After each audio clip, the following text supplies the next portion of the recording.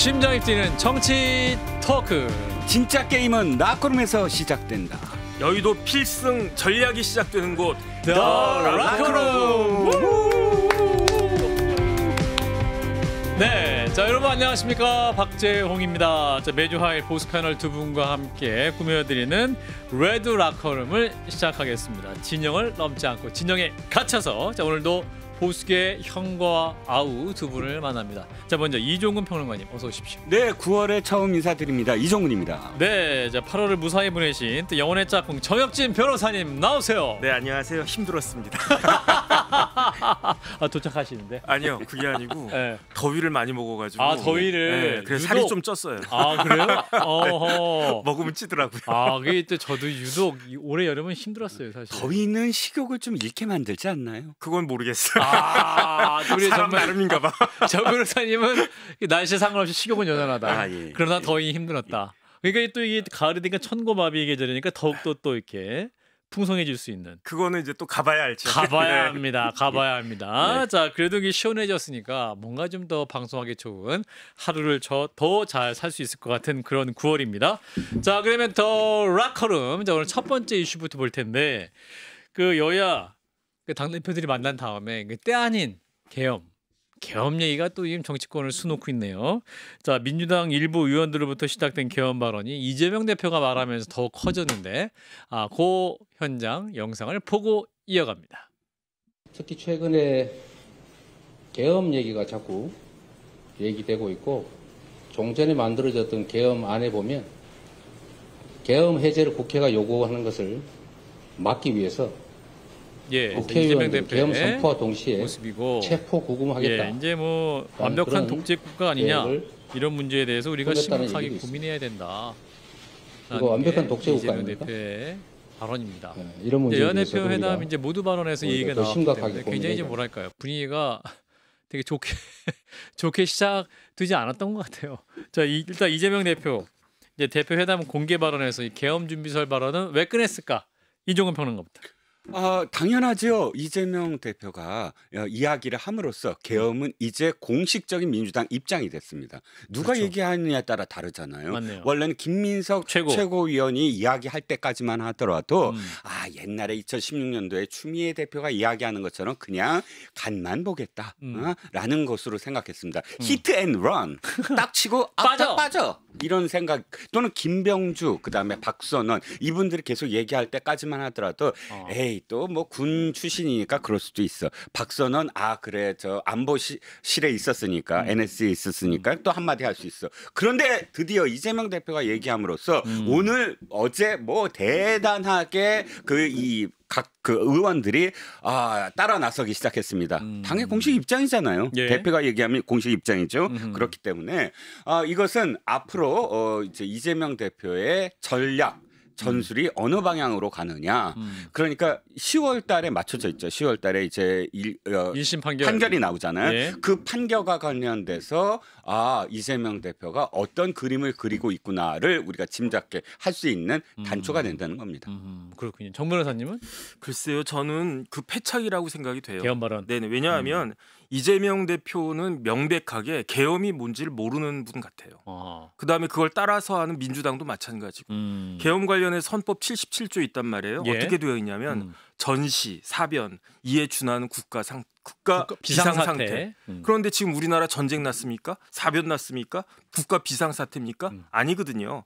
계엄이라고 한 건 뭐냐면은 병력으로, 일반 경찰력으로는 사회의 그 질서가 유지가 되지 않을 때 미사일도 있고 심지어 뭐 탱크도 있고 그다음 뭐 포도 있고 그런 어마어마한 무력을 가진 군인이 동원이 돼야만 사회 질서가 유지되는 상황이 그게 계엄이거든요. 예. 그러니까 지금 우리나라가 그런 상황입니까? 전 전혀 이상하다는 생각이 들고요. 그다음에 논리적으로도 말이 안 되는 게 우리나라 헌법 77조 3항에 보면은 비상계엄이 딱 선포되잖아요. 그러면 계엄 사령관이 뭘 할 수 있느냐? 행정권에 대해서 특별 조치가 가능해요. 그다음에 그 법원의 그 사법권에 대해서 법원의 권한에 대해서도 특별한 조치가 가능해요. 대표적인 게 영장 없이 사람 가둘 수 있어요. 그런데 그럼에도 불구하고 건드릴 수 없는 권한이 있는데 그게 뭐냐면 입법권이거든요. 그러니까 우리나라 3권 분립할 때 입법, 사법, 행정인데 사법하고 행정은 계엄사령관이 어찌어찌 특별 조치를 할 수 있는데 국회의 권한은 건드릴 수가 없게끔 되어 있단 말이죠. 네. 그러니까 그 논리적으로 어떻습니까?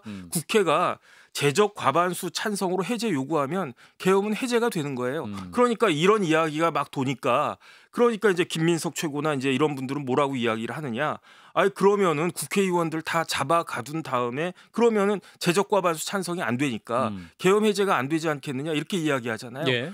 이럴 거를 생각해 가지고 계엄법이 따로 있어요.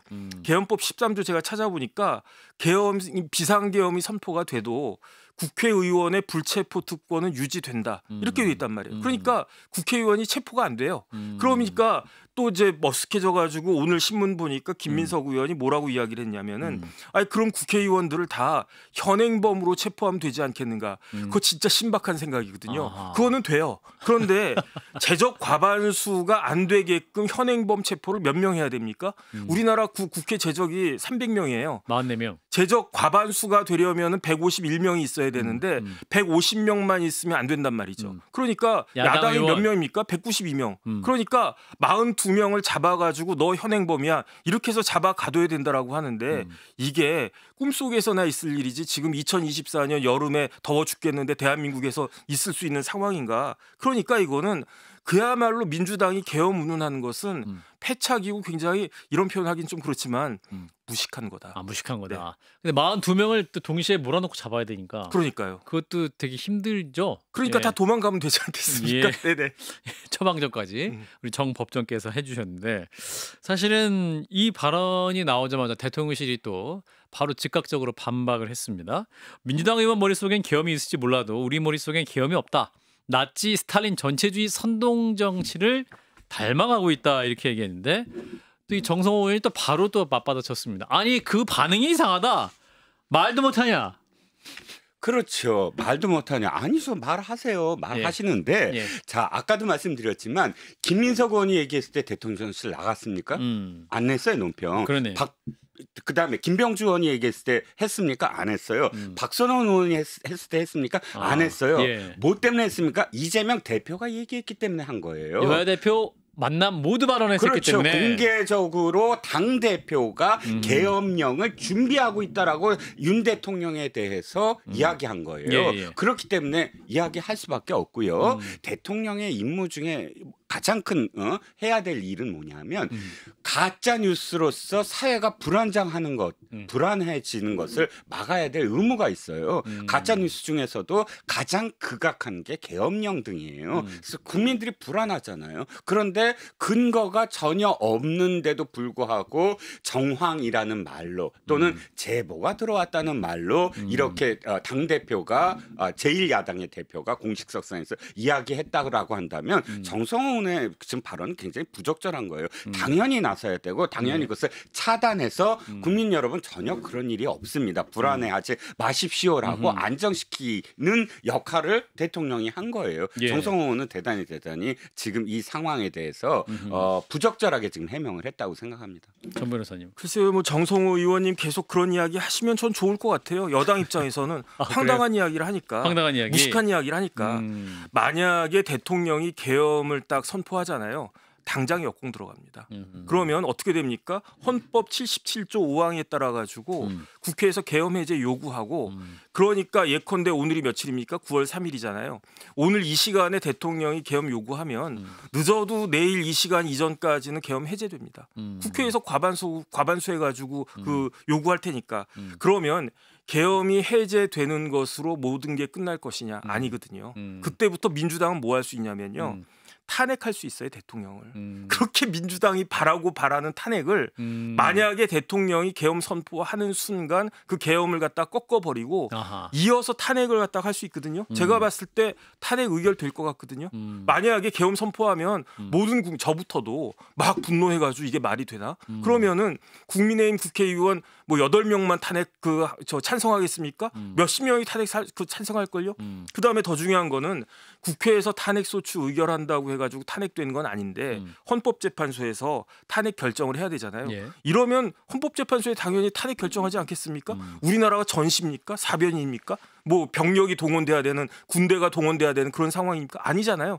만약에 대통령이 탄핵을 하는 순간 헌법재판소는 이거야말로 헌법 위반이다. 그러면서 대통령 탄핵을 갖다 할 건데 그러니까 대통령실에서는 머릿속에 계엄이라고 하는 게 있을 수가 없어요. 왜냐하면 계엄을 하는 순간 민주당만 좋은 일 갖다가 하는 거니까. 조금 전에 이종근 선배님이 국민들이 불안하다라고 말씀을 하셨는데 예. 저는 민주당이 계엄한다고 해가지고 불안해할 국민이 몇 명이나 있을까? 별로 없을 것 같거든요. 불안하지가 않아. 그런데 하나도 안 불안하다. 자꾸 이렇게 계엄을 이야기하면 국민들은 어떻게 되느냐? 황당하다는 거죠. 아니 우리나라 제1당의 수준이 저런 수준인가? 그다음에 저런 정당이 정권 달라고 수권 정당하겠다고 할 것인가? 저는 이거야말로 청담동 시즌2다. 저는 그런 생각 듭니다. 예. 자, 그런데 이제 민주당에서 이게 또 주장하는 이유 중에 하나가 이제 국방부 장관 등 주요 안보 라인이 충암고로 채워져 있다. 이를테면 계엄 선포를 이제 대통령이 할 수 있는데 국방부 장관이 대통령의 계엄 선포를 건의할 수 있고 또 계엄 사령관을 추천하고 지휘 감독할 권한이 국방부 장관에게 있다. 근데 이번에 추천된 김용현 후보자가 충암고 동문이고 대통령과 또 고등학교 후배인 여인영 국군 방첩 사령관 등과 합심해서 언제든 계엄을 선포할 수 있는 거 아니냐. 또 경호처장 역시 또 이제 충암고 출신인 경찰이 거론되고 있다. 뭐 이런 것 이제 어떤 4명이 있기 때문에 이게 더더욱 또 이게 이분들이 마음만 먹는다면 얼마든지 할 수 있는 거 아니냐. 뭐 이게 민주당 주장이에요. 자, 그러면 민주당의 두 가지 이유 중에 하나가 뭐냐면 박근혜 때도 뭐 기무사가 문건했다. 그것에 대한 반박은 조금 이따 드리고요. 예. 또 두 번째가 뭐냐면 지금 말씀하셨듯이 국방장관과 그다음 방첩사령관과 777 부대의 이 수장이 예. 같은 학교 출신이다. 같은 고교 출신이다를 충암고 예를 들었습니다. 예. 자, 그러면 김대중 대통령 때 국방장관이 누구였냐면 김동신 국방장관입니다. 국방차관보가 오치훈 차관보입니다. 보좌관이 중장 이봉운 보좌관입니다. 예. 야, 보좌관 빼고 그렇다면 헌병, 기무사, 감사 3대 사정기관의 장들이 다 어느 고등학교? 광주 1고입니다. 자, 이정 합전한장 헌병 수장이죠. 문두식 기무사령관이 방첩사령관이죠. 그다음에 감사를 할 수 있는 국방부 감사관이 강중군 모두 다 누구? 광주 1고 출신이다. 예. 자, 더 할까요? 국방부의 가장 큰 요직의 반 이상이 그때 호남 출신들이에요. 다. 네. 그러면 이게 DJ 때는 왜 계엄이 선포가 안 됐죠? 지금은 딱 400명 중에 4명이고 지금 그중에 3명이 방첩사와 국방장관과 그다음에 777 부대장이라는 이유로 계엄이 가능하다라는 발상이 바로 아니라는 게 바로 김대중 대통령 때 이렇게 광주 1고 출신으로 완전히 모든 라인을 다 깔아버렸다 하는 것과 똑같은 얘기죠. 정변님. 그 충암고등학교 대단합니까? 저는 제 모교인 경문고등학교가 충암보다 훨씬 낫다라고 생각을 하는데 물론 대통령은 안 나왔어요. 갑자기? 야구는 잘하는 학교로 알고 있습니다. 야구는 잘하죠. 예. 바둑을 더 잘하지 않나요? 그런가요? 예, 어쨌든 충암 훌륭한 학교는 맞네요. 예. 그 우리나라의 장군이 좀 줄었어요. 옛날에 한 400명 되다가 이제 한 370명 정도로 줄었는데 좀 전에 말씀하신 것처럼 충암고 출신 장군이 4명이래요. 경문고도 장군 한 4명 이상은 될 것 같습니다. 거기에 우리 정부에서도 보호하고 있고. 저는 장군이 아니니까. 예, 아니 뭐 법조계. 저는 방위니까. 방위. 어쨌든 지금 김용현이 이렇게 대단합니까?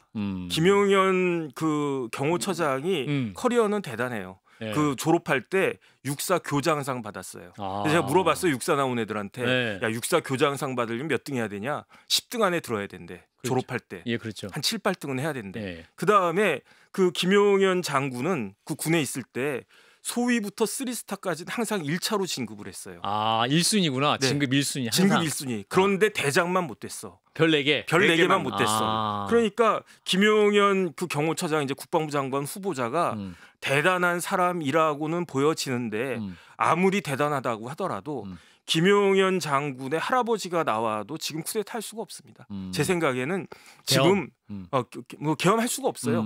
지금은 만약에 전두환 전 대통령이 다시 살아나셔도 계엄할 수가 없습니다. 이런 상황인데 무슨 뭐 이렇게 김용현 같은 사람 그다음에 뭐 저 여인영 장군이라고 하는 사람 처음 들어봤거든요. 예. 이런 사람들 가지고 계엄을 할 수 있다, 계엄을 유지할 수 있다. 이거야말로 그야말로 진짜 망상이 아닌가. 뭐 저는 그런 생각 듭니다. 망상이다. 또 하나 생각이 난 게 예. 윤석열 대통령이 예. 계엄을 선포할 사람이냐라는 반론 하나 생각이 난 게 있어요. 예. 윤석열 대통령이 서울대 법대에 들어가서 79학번인가요? 예. 80년도에 아하. 서울의 봄 있을 때 아하. 5.18 민주화운동이 벌어지기 열흘 전이에요. 5월 8일 날 그 당시만 하더라도 다 사법경찰이 학교에 다 깔려 있었던 시절이에요. 예. 그때 5월 8일 날 뭘 했냐면 모의 재판을 했어요. 맞아요. 모의 재판에서 판사 역할을 했습니다. 당시에 전두환 보안 사령관에게 사형을 언도했어요. 뭐 때문에 바로 12.12 사태 등 내란을 했다라고 얘기를 하고 예. 그래서 그 당시에 윤석열 학생이 3개월간 강릉으로 피신을 해요. 아하. 그것 때문에 예. 5.18 계엄령 선포되고 그런 전력을 비추어 봤을 때 이 사람이 평소에 계엄이란 거 어떻게 생각하고 쿠데타를 어떻게 생각하고 내란을 어떻게 생각하는지 정도는 우리가 기본적으로 알 수 있지 않을까요? 그래요. 그렇다면 민주당은 결국 패착일 것이다. 이 네. 카드 자체는. 일단 민주당은 제보가 들어오고 있다고 하니까 과연 나중에 어떤 제보를 할지 뭐 어떤 근거를 제시할지는 민주당 상황을 지켜보도록 하시고 자, 두 번째 영상을 좀 보도록 하겠습니다. 자, 두 번째 영상은요. 문재인 전 대통령 가족에 대한 수사 얘기인데 이제 문재인 전 대통령의 전 사위죠. 전 사위의 타이 이스타제 특혜 채용 의혹을 이제 검찰이 수사를 하다가 추석 연휴 이후에 이제 문다혜 씨, 문 전 대통령의 딸이죠. 문다혜 씨를 소환 조사할 계획으로 전해지고 있습니다. 자, 관련 영상은 이미 관련 검찰 참군 조사를 받았던 임종석 전 실장, 조국 대표의 영상을 보고 이어가겠습니다. 너무나 많은 사람들이 눈만 뜨면 압수수색에 시달리고 장시간 네, 임종석 조사와 전 긴 실장의 재판에 모습이고. 시달리고 있습니다. 들어갈 때는 저렇게 누가 이야기를 했는데 봐도 나올 때 모습은 지나치고. 없었죠. 그렇습니다. 누가 봐도 예. 정치적이고 누가 당시 봐도 이제 검찰이 대통령의 출두하는 의중이 모습 비공개로 실렸다고 하겠냐 생각할 했더니 수밖에 아니다. 없는 공개로 일입니다. 하겠다 해서 이상직 중진공 이사장 누가 봐도 네, 저는 정치적이고 알지는 지나치다. 못합니다. 대통령의 의중이 실린 것이다라는 말. 자, 문 조국 대표. 대통령 전 사위분도 제가 알지를 못합니다. 그 점을 밝혔고 그런 통상적인 인사의 그 기준, 이상직 전 절차, 의원은 관리에 저는 따라 알지 못하다. 진행되었다라는 점을 그리고 밝혔고 그 전 사회도 모른다. 이제 그런 것을 이제 조국 대표의 입장까지 들었습니다. 자, 그런데 이제 검찰이 이번 영장에 문재인 전 대통령을 피의자로 적시했다. 뇌물수수 피의자로 적시를 했다는 사실 이 자체가 굉장히 중요할 것 같은데 요 내용 어떻게 보시니 일단 요 문제는 법 이슈니까 정법전님께서 네네. 검찰이 피의자로 적시했다. 요 부분은 좀 뭔가 혐의점이 있다고 판단한 거 아닙니까? 혐의점은 많죠. 많은가요? 혐의점은 농후하죠. 아하. 왜냐하면 이제 뇌물이라고 하면 일반적으로 뇌물은 뭐 돈 받는 게 뇌물인데 돈만 가지고 뇌물이라고 하지 않아요. 요즘은 가장 세련된 뇌물이 뭐냐면요. 자식들 취직시켜 주는 거거든요. 그런데 이상직 전 의원 어떤 사람입니까? 악덕 기업주 중에 악덕 기업주예요. 이상직이 어떤 일 했습니까? 회사 돈 수백억 빼가지고 횡령을 했어요. 예. 그래서 이제 그걸로 애들한테 다 나눠줬어요. 그다음에 그 반면에 이상직이 자기 회사 직원들한테 월급 줬습니까? 안 줬다고요. 그다음에 직원들 어떻게 뽑았습니까? 공정하게 뽑았습니까? 국토부의 고위 관계자가 요구하면 자격이 안 되더라도 그 딸을 갖다 뽑아주고 이렇게 부정 채용한 사람들이 한 140명 돼요. 예. 그래가지고 다 징역 선고 받았어요. 형을 갖다 받았단 말이에요. 예. 그런데 그런 악덕 기업주 중에 악덕 기업주인 이상직을 어느 자리에 앉혔습니까? 문재인 대통령이 뭐 예컨대 무슨 공사 많잖아요. 그런 공사 앉혔으면 차라리 낫겠는데 어디에 앉혔느냐? 중소기업 벤처진흥공단에 이사장으로 앉혔어요. 중진공이 뭐 하는 데입니까? 중소기업, 벤처기업 이런데 보호해주고 육성해주라는 데잖아요. 그런데 이상직 회사가 뭐 이렇게 대단한 재벌 기업은 아니잖아요. 중소기업이잖아요. 중진기업 정도 되잖아요. 그 기업을 말아먹었던 악덕 기업주 중에 악덕 기업주를 그런 중소기업을 잘 돌보라고 하는 중진공이 어떤 공단이냐면요. 제가 찾아보니까 자산이 무려 23조예요. 어마어마한 데예요. 그다음에 거기 중진공의 자회사가 뭐냐면 어떤 회사가 있냐면 한국벤처투자 이런 데가 있어요. 이거 다 이렇게 그 엔젤 역할하는 그런 데예요. 그런 데를 관장하는 그러한 자리에 악덕 기업주 중에 악덕 기업주 이상직을 앉혔다. 너무너무 이상한 거 아니겠습니까? 그러니까 내부에서도 반대 있었다는 거잖아요. 그래가지고 저런 사람은 중진공 이사장 하면 안 됩니다. 이렇게 반대가 있었음에도 불구하고 청와대 비밀 회의를 통해 가지고 그 임명을 강행했다는 거잖아요. 그것만으로도 사실 직권남용에다 굉장히 문제가 있는데 그런데 그런 사람이 만들어서 그런 사람이 지배하고 있는 회사에 문 대통령이 자신의 사위를 고위 임원으로 취직시켜 준 거잖아요. 그런데 그 사위는 어떤 사람이었습니까? 예컨대 대한항공 다니다가 그러다가 우리 이런 사람 필요하니까 내가 이제 뭐 이스타항공 타이에다가 만들었는데 타이스타젯을 만들었는데 유능한 사람이 필요해. 그런데 문 대통령 사위가 문 대통령을 떠나가지고 그 서모 씨라고 하는 사람이 대한항공 아시아나 아니면 뭐 외국계 항공사에서 잘 나가는 사람이니까 이런 사람이 들어와야 우리 회사가 크겠어 해가지고 스카우트한 겁니까? 아니잖아요. 게임 회사 다니다가 잘려가지고 놀고 있던 사람이잖아요. 실직 중인 사람을 이런 식으로 취직을 시켜줬단 말이에요. 이거는 누가 봐도 이런 경우에는요. 이건 뇌물죄가 성립하는 겁니다. 그러니까 그 문 대통령이 제일 잘 알 거예요. 법조인이시니까 뭐 연수원 뭐 차석 졸업했나 뭐 그랬다라고 했으니까 그러니까 여기에 대해서 그러니까 문 대통령이 반박을 못 하고 있지 않습니까? 예. 저는 그렇게 생각합니다. 이종훈 평론가. 네, 지금 결정적으로 뭐가 중요하냐면 예. 이거예요. 문 대통령이 대가를 줬다는 거예요. 이상직한테. 지금 말씀하셨듯이 이상직은 이미 자격이 안 된다. 부적격하다라고 당시에 청와대 직원이 진술을 했어요. 예. 그리고 그것을 지금 조국 혁신당이 확인도 했어요. 왜냐하면 그때 민정실의 행정관이 지금 조국 혁신당의 당직자거든요. 예. 이 문대희 씨를 많이 또 뭐 행정적인 지원을 했다는 그러니까 너무 잘하겠죠. 조국 혁신당 대변인이 부적격자 맞다라고 얘기를 합니다. 부적격자는 왜 그러냐면 자 중소기업 그 벤처 장관을 요구했는데 이게 청문회도 하고 그러면 다 드러날 것 같으니까 그냥 중진공 이사장으로 하자라는 내부 논의가 있었다고 하고 예. 더군다나 당시에 이미 2002년도에 주가 조작 사건으로 벌금 500만 원을 형을 받은 사람이에요. 그 형을 받은 사람이 중진공 이사장 자격이 됩니까? 두 번째는 2015년에 이스타항공을 형인 이경일 씨가 지금 운영하고 있었는데 자 그때 당시에 이상직 의원의 아들의 골프 코치를 직원인 양 채용을 해서 7천만 원을 줘요. 또 이상직 의원의 전 부인을 또 직원인 양 채용을 해서 돈을 줘요. 예. 이게 다 드러나서 3년형을 받습니다. 예. 이런 것들이 다 지금 기록이 돼 있어요. 예. 이런 사람이 당시에 중진공 이사장으로 갈 수 있느냐? 중진공 이사장직도 안 되는 거예요. 그런데 어떻게 했죠? 비공개 회의에서 뭐 임종석 뭐 또 조현옥 이런 사람들이 들어가서 세 사람은 후보였는데 한 사람은 검증도 안 했고 한 사람은 검증하다 말았고 이상직을 임명시켰다. 이 임명시키니까 바로 뭘 해요? 중진공 직원 방콕 센터장을 시켜서 부동산 업자를 좀 소개시켜 달라 해서 릴리하우스라고 한 달에 350만 원씩 줘야 되는 그 어마어마한 주택을 소개시켜 주잖아요.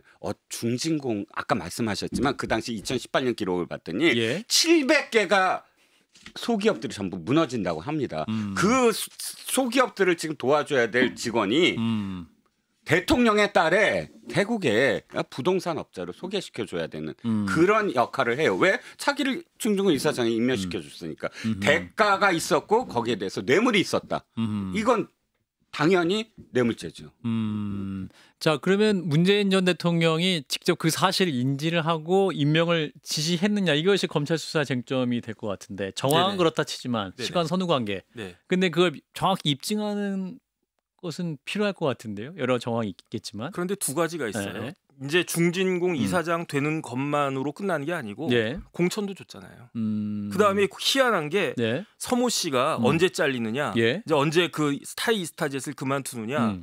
그 이상직 국회의원 되고 나서 얼마 뒤에 그만둬요. 2020년 뭐 5월까지는 다녔다라고 하니까 2020년 한 그때쯤 해가지고 그 서모 씨 잘리고 예. 그리고 나서 얼마 있다가 한국 들어온 다음에 그런 다음에 이제 2021년도에 이혼한단 말이에요. 문다혜 씨하고. 예. 그러니까 이런 걸 갖다가 봤을 때 이거는 그 다음에 이거를 문 대통령이 몰랐겠습니까? 왜냐하면 중진공 이사장 누가 임명하냐면 대통령이 임명하는 거예요. 중진공 이사장 어떻게 임명하냐면 예. 임원 추천위원회가 있어요. 거기서 복수를 올리는 거예요. 뭐 이상직하고 정혁진 딱 올린 다음에 형식적으로 그런 다음에 중소기업부 장관이 제청을 해요. 아, 이상직이 낫겠습니다. 그거를 보고 대통령이 임명을 하는데 몰랐다고 할 수 있겠습니까?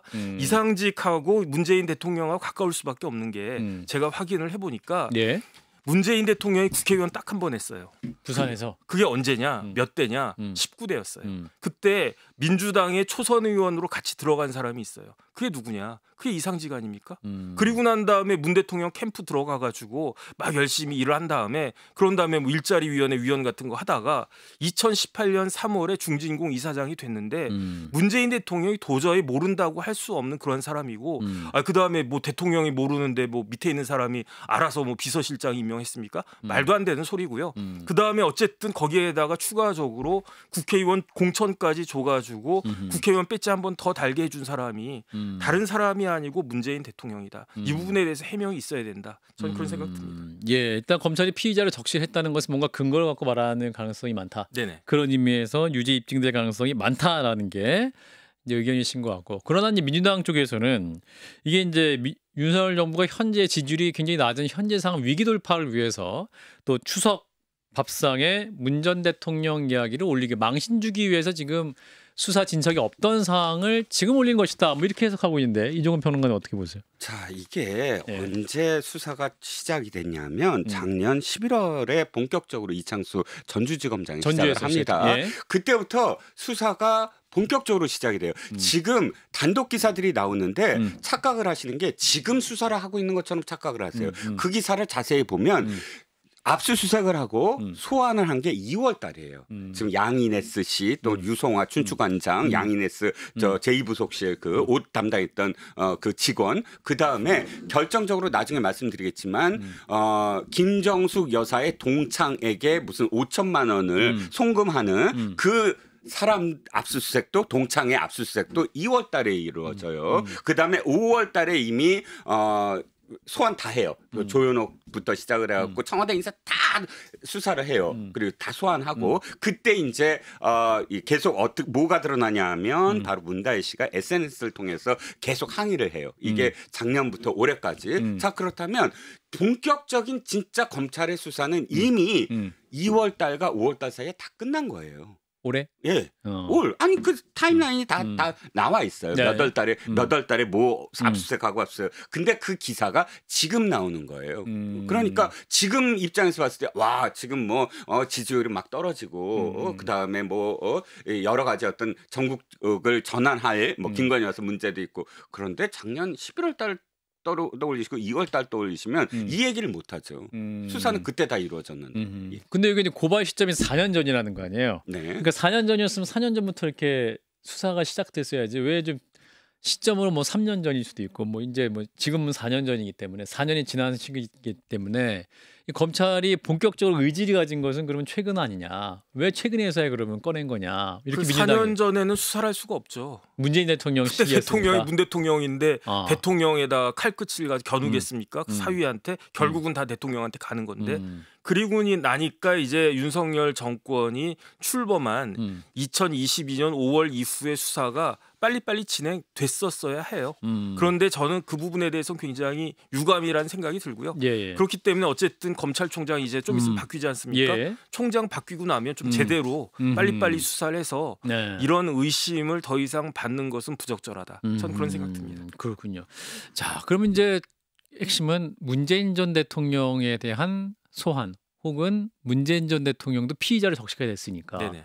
어떻게든 또 이제 소환해서 조사를 해야 될 것 같은데 네. 어떻게 보십니까? 자, 지금 유력한 정치인들이 모두 다 폭망한 것이 무엇 때문이냐? 다 자녀들이에요. 다 정몽준 의원 옛날에 아들과 관련돼서 사실은 그 저 대통령 후보 깜이었다 하지만 네. 아들 문제로 사실 사라졌어요. 이명박 대통령 처음에 BBK 넘어갔죠. 그런데 나중에 BBK가 돼서 구속된 이유가 뭔지 아세요? 아들을 사장으로 BBK 사장으로 앉히려다가 이렇게 됐어요. 조국 전 장관 뭐 말씀 안 드려도 알겠죠. 얼마나 많은 사람들이 자녀들 때문에 이렇게 됐습니까? 그런데 왜 그렇죠? 국민들은 그걸 납득을 못하는 거예요. 아까 말씀하셨지만 자식들한테 돈으로 주는 것이 아니라 이런 취직이라든지 학교라든지 이런 식의 아빠 찬스, 엄마 찬스를 늘 했는데 지금 보면 정말 어마어마합니다. 앞으로도 드러날 것이 아니요. 어쩌면 어떻게 이렇게 딸 바보인지 모르겠어요. 문 대통령은 그 이후에도 다 몰아줘요. 다 진짜 모든 걸 다 몰아줍니다. 이를테면 책방 있잖아요. 책방 도메인 주소를 딸한테 해요. 그리고 책방에 처음에 사업자 등록증에 업종을 뭐 넣는지 아세요? 반려견 장묘 사업 이렇게 해요. 당시 반려견 문제를 갖고 무슨 계속 달력 만들고 하면서 그걸 붐업시킨 게 누구죠? 문다혜예요. 그러니까 문다혜 씨를 위해서 모든 사업 같은 것들이 다 문다혜 씨 이름으로 가요. 그럼 문다혜 씨는 지금도 뭐 하는지 아세요? 개달력으로 돈 뭐 끌어 모았죠. 그 다음에 1년에 한 번씩 문재인, 문라이즈 뭐 이런 식의 전시회도 해요. 자기가 기획자 다다라는 이름으로 그 전시회 수익금과 그 다음에 개달력의 수익금과 그 다음에 책방의 수익금과 이 모든 것들은 다 어디로 갔을까? 왜 딸 이름으로 그렇게 다 모든 수익이 가게 만들었지? 라는 겁니다. 그래서 결국 문 전 대통령 소환될 것이다. 소환돼야만 하지. 정 변호사님. 피의자니까 소환돼야죠. 왜냐하면 검찰이 만약에 문 대통령까지는 그 확대를 안 하겠다 이런 생각을 가졌으면 피의자라고 하는 표현을 쓰질 않아요. 피의자라고 하는 건 뭐냐면은 범죄 혐의가 있다는 거거든요. 의가 뭐냐면 범죄 혐의를 말하는 거거든요.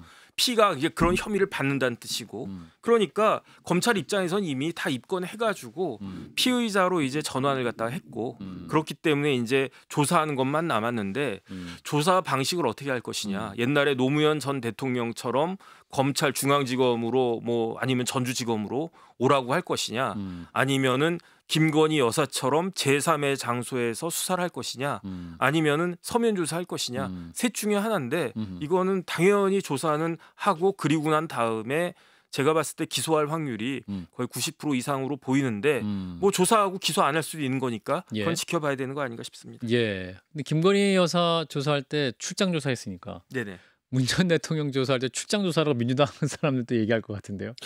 뭐 그 소환과 그다음에 기소에 대한 문제는 아마도 국민들의 어떤 여론 이 사건과 관련해서 어쨌든 보다 더 많은 그 앞뒤의 어떤 정황들이나 혹은 근거들이 나오지 않겠습니까? 그것들이 다 맞춰질 때 국민들의 어떤 여론도 상당히 이 고려를 하는데 정무적인 어떤 판단을 아마 검찰이 할 수밖에 없을 것 같습니다. 예, 뭐 또 전직 대통령에 대한 소환 조사하고 또 피의자 적시이기 때문에 뭐 검찰도 검찰로서의 자신감이 있는 판단이 있었겠죠. 네네. 그래서 어떻게 진행될지는 또 좀 지켜보시죠.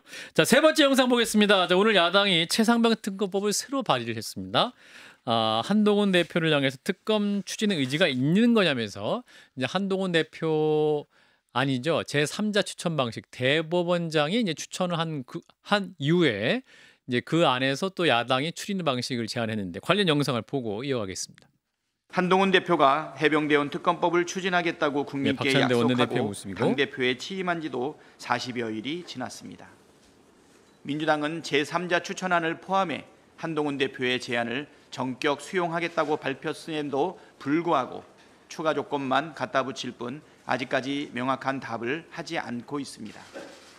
특검법을 포기했다는 보도가 사실인지 보도가 어제 오후에 특검법을 취지할 의지가 있는 것이기는 사실상 한동훈 대표께서 직접 입장을 밝히기를 친한 바랍니다. 그룹에서도 굉장히 반대가 많다. 기다리겠습니다. 그런 의미에서 이제 사실상 제3자 추천한 방식도 이제 포기가 된 것이다. 이런 뭐 설인데 그래서 오늘 이제 민주당이 압박하는 차원인지 어떤 대법원장의 추천하는 그 안을 새로 만들었네요. 네, 그런데 지금까지는 이재명 대표가 회담에서 밝힌 것과 민주당이 밝힌 것과는 다르죠. 네. 이재명 대표는 지금 제3자 특검법을 말했을 때 대법원장 추천 그거 받아들이겠다. 더 많은 걸 받아들이겠다라는 입장이었잖아요. 그러면 그대로 했어야 됐는데 그대로 하지 않았지요. 결국은 대법원장은 추천을 하지만 사인을 하고 그다음에 야당인 민주당이 그것을 걸러내겠다라는 건데 마음에 안 들면 또다시 해라 무한 루프잖아요. 그러니까 자기들의 입맛에 맞는 사람이 꼭 돼야만 한다라는 그런 제3자 특검법이죠. 그럼 제3자가 아니잖아요. 최종 결정은 마치 민주당이 하는 것처럼 하는 것이 네. 어떻게 그러니까 이재명 대표가 처음 이야기했던 정말 한동훈 대표가 얘기한 모든 것들을 다 받아들이는 건 아니다라는 거죠. 그 오히려 한동훈 대표 입장에서는 안 받을 수 있는 명분이 더 있겠네요. 아니 지금 이 자체는 제3자 특검법, 그러니까 순수한 의미에서의 제3자 특검법은 아니라는 거죠. 예. 정 변호사님. 글쎄요, 제가 아직 정확하게 그 법안을 보지 못해가지고 정확하지는 않은데 저는 이 정도면 가능성 있지 않나 하는 생각이 들어요. 왜냐하면 대법원장이 4명 추천하잖아요. 그렇죠. 뭐 이상한 사람 추천하지는 않을 거 아니에요. 그러면 그 중에서 원칙적으로 야당은 2명을 추리겠다는 거 아니겠습니까? 그러니까 근본적인 추천권은 대법원장한테 있는 거니까 그다음 뭐 대법원장이 여당이 그렇게 싫어하는 김명수 대법원장도 아니고 조희대 대법원장이 아마 괜찮은 분들을 추천할 것 같고요. 그 4명이 다 마음에 안 든다라고 야당이 할 수 있을까? 만약에 그렇게 하면은 그러면 뭐 대법원장이 나 추천 안 해 이렇게 할 수도 있는 거 아닌가? 뭐 저는 그런 생각이 들기 때문에 그렇기 때문에 이런 정도 이야기면은 여당에서도 이건 받아야 된다 이런 이야기를 하는 국회의원들이 최소한 뭐 한 7명만 더 있으면 되잖아요. 안철수 의원 어차피 저쪽으로 보고 이 사안에 대해서는 이 정도면은 그다음에 어쨌든 그 야당에서 특검법안 내는 거는 뭐 쉬운 거니까 어려운 거 아닌 거니까 지금 이렇게 되면 여당의 그 고민이 있을 수밖에 없을 것 같은데 이 정도면은 특검법이 가능성이 조금 있어 보인다, 상당히 있어 보인다. 저는 개인적으로 그런 생각듭니다. 그러니까 대법원장이 누구도 거부할 수 없는 어떤 중립적인 인사고 공정하게 할 수 있는 분 4명을 딱 추천해버리면 야당이 비토권을 행사할 가능성도 없다. 오히려 역풍을 맞을 수 있기 때문에. 그렇죠. 법조계에서 누구나 근데 인정하는. 예를 들어서 그 대법원장이 예컨대 뭐 안대희 대법관 같은 분, 안대희 1, 2, 3, 4를 딱 임명을 했다가 대통령 가까운. 대통령하고 가까운 걸 떠나가지고 안대희 전 대법관은 국민검사 아니겠습니까? 그러니까 잘할 수 있는 그런 분, 상징적인 분. 그러니까 그 다음에 누가 봐도 실력도 있고 공정하다고 생각되는 제가 딱 지금 생각나는 분이 안대희 대법관밖에 없는데 안대희 1, 2, 3, 4를 딱 그 추천을 했다. 그러면 그 중에서 안데이 2, 3를 갖다 하든지 안데이 1, 4를 하든지 이걸 갖다가 해야지. 다 1, 2, 3, 4 다 싫어 그러면은 그럴 수는 없는 거 아니겠습니까? 저는 이런 정도 특검이라면 고민할 여지가 충분히 있겠다는 생각 듭니다. 저는 안데이 1, 2, 3, 4 하면 민주당이 안 받을 것 같은데 이 정도로 아니 다른 이유가 아니라 안데이 전 대법관은 한나라당 시절에 공천심사위원장도 하고 또 당시에 이제 박근혜 대통령으로부터 국무총리 후보까지 뭐 스스로 물러나셨지만 그런 경력 때문에 아마도 안 받으시지 실력 나중에라도 얘기하고. 그러니까 상징적인 의미에서 또 법조계에서 인정받는 분이다라고 이제 말씀하신 것 같고. 자, 그런데 이제 회담 뒷얘기가 나와서 또 여러 가지 얘기가 나오고 있어요. 이제 민주당에서는 한동훈 대표가 이제 회담 뒷얘기로 내 처지가 좀 그렇다. 당내 상황이 좀 어렵다는 사실을 말을 하면서 하지만 나는 시건하지 않는다. 요 얘기를 계속 반복했다라는 전언을 하면서 이제 어떤 최혜병 특검법안을 그래도 한동훈 대표가 끝내 하지 않겠느냐. 또 오늘 장동혁 최고위원도 한동훈 대표가 어제 오후에 나왔던 그 보도에 대해 부정하는 듯한 말씀을 했죠. 한동훈 대표는 이제 그 안을 준비할 것이다라고 했기 때문에 이 이슈가 계속 살아 있네요. 결국 어떤 선택을 할지 이제 그 한동훈 대표의 시간 그렇게 많아 보이진 않는데. 네네. 갈팡질팡하는 그 언론의 보도가 이어지고 있어요. 최근 오전에는 이제 완전히 안 하는 쪽으로 결론이 난 것처럼 제3자 특검 물 건너간 것처럼 나오다가 바뀌었어요. 오후 되면서 최고위원이 장동혁 최고도 나오고. 자 일단. 진성준 정책위 의장 배석했잖아요. 진성준 정책위 의장이 뜻밖에도 그 회담과 관련된 발언을 오늘 했어요. 한동훈 대표에 대해서 솔직하고 진정성 있어 보이더라. 이렇게 평을 했어요. 이 말은 최혜병 특검법과 관련된 어떤 발언도 포함된 것 같아요. 그러니까 지금 시건하지 않는다라든지 이런 발언들이 실제로 했는지는 알 수가 없으나 그럼에도 한동훈 대표의 평소에 그런 언행이라든지 이런 것을 비춰봤을 때 자기가 말한 거는 책임지려는 어떤 그런 일관성은 충분히 제 총선 기간 동안 봤거든요. 그렇기 때문에 어찌됐든 뭐 그 당의 어떤 그런 합의를 이끌어내는 시간이 좀 필요할 것 같아요.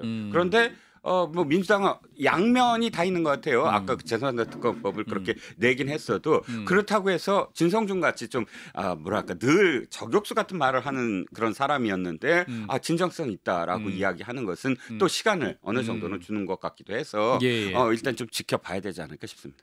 당내 설득 과정이 무엇보다 필요하지 않을까라는 생각이 들고 우리 정 변호사님은? 글쎄요, 저는 잘 모르겠는데 제가 어제 방송할 때 그 국민의힘 뭐 어떤 그 대변인이 그 내부적으로 알아봤더니 이런 이야기 한 적이 없다 뭐 이렇게 이야기가 나오더라고요. 그러니까 곽규택 수석 대변인 얘기는 그렇죠. 뭐 그런 얘기 뭐 이제 내 메모엔 그런 얘기 없다. 네네. 그러니까 이런 일이 나올 것 같으니까 생중계하자고 그랬던 거 아니겠습니까? 서로 그러니까 듣고 싶은 대로 해석하고 싶은 대로 네네. 말할 수 있으니까. 네네. 그러니까 다음번에 할 때는요. 그냥 다 생중계하는 게 이 자리에서 하시죠. 아닙니다. 좋죠. 좋죠. 좋으시답니다. 정변은 찬성. 어쨌든 그래가지고.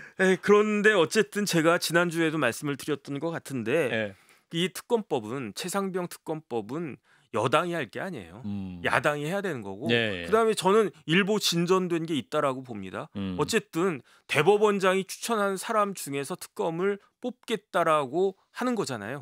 그러니까 그다음에 이제 이런 정도면 대통령이 거부하실 수가 있나 하는 생각이 드는 게 대통령이 지난번에 담화 발표할 때 뭐라고 말씀하셨느냐. 특검법을 계속 반대하는 거 아니다.